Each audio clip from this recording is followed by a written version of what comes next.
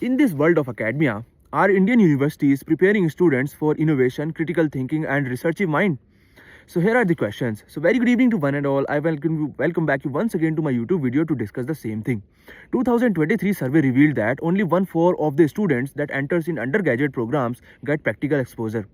So this pre-exposure of practical thinking are very lacking in Indian students, especially when they enter in the undergraduate courses after completion of their school. They think that finally they will be getting some exposure of practical innovative thinking, critical thinking, and as well as to do some innovations and research. But what they get is full-fledged syllabus filled with theory. So this full-fledged syllabus which highly filled with theory and not with the practical experiences, which make students really bored in their undergraduate programs, and that make our historical education very poor. If I talk about this historical education, though we are doing a great in developing it, but at the same time the outdated technologies in Indian universities and colleges have made this system very far from the outreach of students to get practical exposure. 2023 survey revealed that only 1/4 of the students in undergraduate programs that get real practical exposure that needs to be carried out properly. And we have 43,000 undergraduate universities which are providing undergraduate courses, but a very few students or very few universities among them are able to provide real time exposure which develops the innovative minds of students. And the real exposure or the practical exposure which students get, they only get at the starting of their postgraduate programs.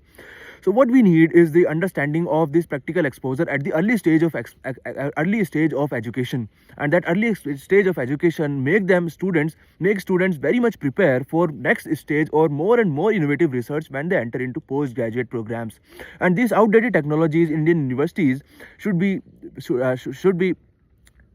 replaced with the new age technological developments and as well as new equipments, so that these students develop their innovative minds. There are a lot of technological development has been carried out in the past, and there are a lot of schemes has also been developed by governments to change in the policy. Now, if we talk about these schemes, there is a LEAP scheme, which is Leadership Exposure of Asian Pacific, which is providing stipend of few thousand rupees for undergraduate programs which are directly going into entrepreneurship and as well as into innovative works. There is also a TTP, which is thousand talent pool, under which students are getting to work under experienced scientists. In fact, lot of universities are also inviting lot of experienced scientists so that they can teach students under them. That are some great steps. And as well as there is Anusandhan Research Foundation, which is also making a research or conducive environment for the students to learn. So these are few steps, but at the same time ground level work needs to be carried out, and students needs to learn at a very fast rate at the undergraduate courses only, so that we can develop innovative minds. When students enter into postgraduate programs, we will be able to develop lot of things into innovation, as it is the age of artificial intelligence. So lot of large language models and GPUs we need to develop at India only. Thank you.